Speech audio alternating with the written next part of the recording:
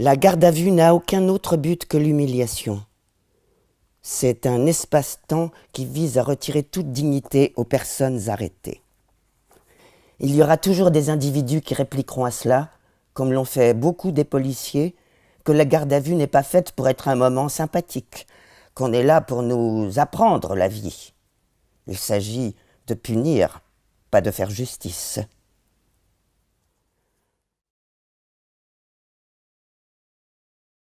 On nous traite de terroristes en nous accusant d'avoir saccagé le monument aux victimes du 13 novembre, place de la République.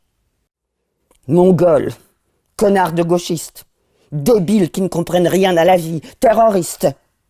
Si vous avez fait ça, vous êtes vraiment des putains d'enculés.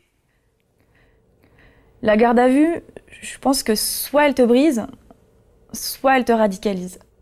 Nous sommes 100 à être parqués ou stockés selon les termes utilisés par les policiers eux-mêmes, pendant plus de 2 heures, dans le froid, dans le parking semi-souterrain du poste de police.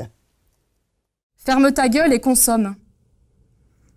Ils ont besoin d'une fessée, les jeunes qui se permettent d'être à République un dimanche de manif interdite. Et vous êtes d'extrême gauche? Non, enfin, c'est pas un crime, hein. Bon. Dans 1 heure, je vous fais sortir. De la même manière que l'extrême gauche a une histoire, de la même manière que les quartiers populaires ont une histoire, de la même manière que la droite a une histoire, la police a son histoire. Et la police en France, son histoire, elle est tachée de sang. Et c'est pas un hasard si la garde à vue a été légalisée pour la première fois sous Vichy.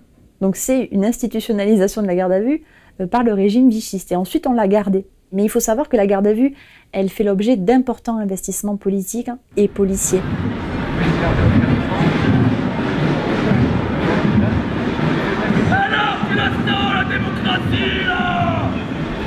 La substance de l'état d'urgence, c'est de faire peur, d'essayer d'empêcher les gens de revendiquer, d'empêcher les gens de manifester. Je pense que l'état d'urgence permet justement à la, entre guillemets, la créativité policière de s'exprimer.